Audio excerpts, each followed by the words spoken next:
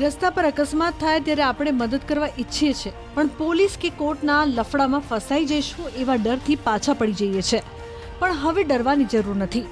કેન્દ્ર સરકારની ગુડ સમરિટન એટલે કે રાહવીર યોજના તમારી રક્ષા માટે છે. કોઈનો જીવ બચાવશો તો સરકાર તમને 25,000 રૂપિયા સુધીનું ઇનામ અને સન્માનપત્ર પણ આપશે. અકસ્માત બાદનો પહેલો કલાક એટલે કે ગોલ્ડન અવર, જો આ 60 મિનિટમાં ઈજાગ્રસ્તને હોસ્પિટલ પહોંચાડી દેવાય તો તેના બચવાની શક્યતા અનેક ગણી વધી જાય છે. મોટર વાહન અધિનિયમની કલમ 134A મુજબ મદદ કરનાર વ્યક્તિને પોલીસ કે હોસ્પિટલ પૂછપરછ માટે રોકી શકશે નહીં અને તેમની સામે કોઈ કાયદાકીય કાર્યવાહી પણ નહીં થાય. જો કોઈ વ્યક્તિ ઈજાગ્રસ્તને 1 કલાકમાં હોસ્પિટલ પહોંચાડે છે તો તે ગુડ સમરિટન છે. તેને કોઈ માહિતી માટે દબાણ કરવામાં આવશે નહીં. આ યોજના હેઠળ મદદ કરનારને મહત્તમ 25,000 રૂપિયા સુધીનો એવોર્ડ આપવામાં આવે છે અને જો 1 થી વધુ લોકો મદદ કરે તો રકમ સમાન રીતે વહેંચવામાં આવે છે. અને એક વસ્તુ છે કે રાષ્ટ્રીય સ્તરે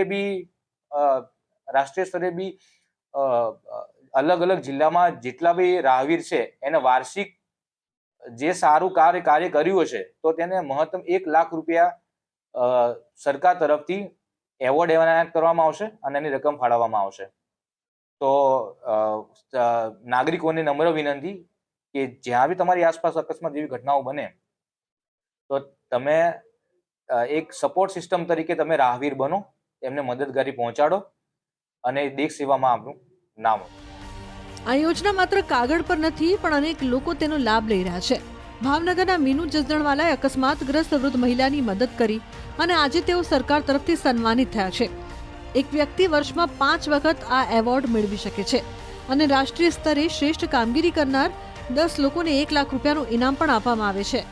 હું મારા ઘરની બહાર નીકળતો હતો અને સાઈડમાંથી કોઈ એક વ્યક્તિએ એક માજીને ઉડાડી દીધા અને ત્યારે એમને પગમાંથી ખૂબ લોહી નીકળતું હતું. તો 108 મારફતે અમે ફોન કરી અને એ માજીને હોસ્પિટલ સુધી ખસેડ્યા.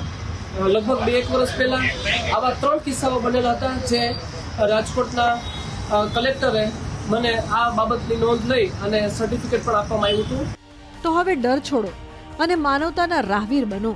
અકસ્માત સમયે મદદ કરનાર બનવું જ સાચી જવાબદારી છે. તમારી 1 મિનિટની હિંમત કોઈનો જીવ બચાવી શકે છે.